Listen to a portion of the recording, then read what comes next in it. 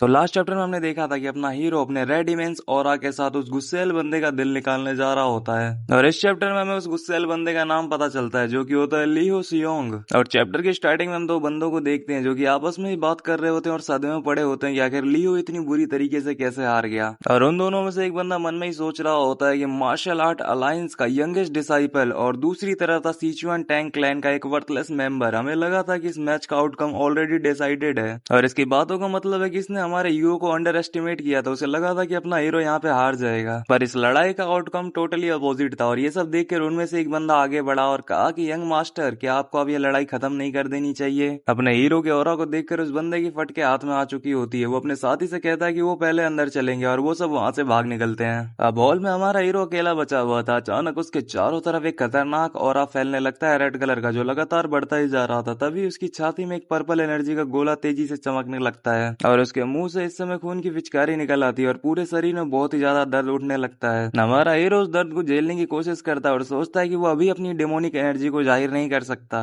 वो लियो की तरफ पलटा और उसे कहा कि उसे कभी फर्क नहीं पड़ा कि लोग उसे नीचा दिखाते हैं, असली मसला तो तेरी इंसानियत का है जो तूने सियोल के साथ किया। जख्मी होने के बावजूद भी लियो अपनी फटी हालत में चिल्लाकर कहता है कि मेरी नजरों के सामने से दूर हो जा। लेकिन अपना हीरो यहाँ पे अपना डैगर निकालता है और उससे कहता है कि तू सिर्फ मरना ही डिजर्व करता है। पर इससे पहले कि अपना हीरो लियो की फील्डिंग सेट करता है, उसे कुछ महसूस होता है। उसे एहसास होता है कि यहाँ पे कोई और भी मौजूद है, और तभी किसी रैंडम डायरेक्शन से अपने हीरो के ऊपर पड़ता है एक बहुत ही डिसाइसिव ब्लो, जिसे अपना हीरो ब्लॉक तो कर लेता है, पर इसकी वजह से वो थोड़ा दूर जाके लैंड करता है। अपना हीरो इस दखल अंदाजी से हैरान था, और हम देखते हैं कि यहाँ पे एक वॉरियर्स ग्रुप आया था और उन्होंने ऐलान किया कि वो इस माहौल को नजरअंदाज नहीं कर सकते। अपना हीरो उन्हें देखते ही पहचान लेता है कि ये सिर्फ ड्रैगन सक्सेसर गार्ड थे, और ये पर्सनल गार्ड्स होते हैं जो कि अलायंस लीडर के डिसाइपल को प्रोटेक्ट करने के लिए होते हैं। और इनका मेन कमांडर होता है सन यूगोन, जो कि आगे बढ़ता है और लियो को बेइज्जती करते हुए यूजलेस मत बुलाता है। हीरो की आंखें इस वक्त नफरत से चमक उठी थी, क्योंकि उसे समझ आ गया था कि ये सब के सब मिले हुए हैं। और आगे ये रिवील किया जाता है कि ये सब के सब आगे चलकर सबसे बड़े गद्दार बनने वाले हैं, और इनकी वजह से मार्शल आर्ट अलायंस के 30% लोगों की फील्डिंग सेट हो गई थी। तो इन्हीं वजह से अपना हीरो तय करता है कि वो इन सबको यहीं पर खत्म कर देगा। अपने हीरो ने कमांडर को घूरते हुए उससे कहा कि अगर मैं इस मैटर को इग्नोर ना करूं तो आखिर तुम क्या करोगे? तुम्हें इंटरफेरेंस करने का कोई हक नहीं है, क्योंकि लियो अभी तक कोई ऑफिशियल डिसाइपल नहीं बना है। और इतने तीखे जवाब से सन यूगोन हक्का बक्का रह गया। वो सोचने लगा कि हीरो को ये बात कैसे पता। हीरो ने उस पर इल्जाम लगाया कि वो सब चुपचाप देख रहा था, और अब जब बुराई को सजा देने का टाइम आया तो वो बीच में आ रहा है। सन यूगोन अपने हीरो को बदतमीज बुलाता है और कहता है कि सजा देना उसके बस की बात नहीं है। हीरो ने बस एक मॉकिंग स्माइल दी और पूछा कि यही है तुम्हारा राइटेस्ट पाथ का स्टैंडर्ड? गुस्से में पागल होकर सन यूगोन ने अपनी तलवार निकाली और कहा कि हीरो मार्शल अलायंस का अपमान कर रहा है। उसे आखिरी मौका दिया और कहा कि अपने घुटनों पर आ जाओ वरना अंजाम बहुत बुरा होगा।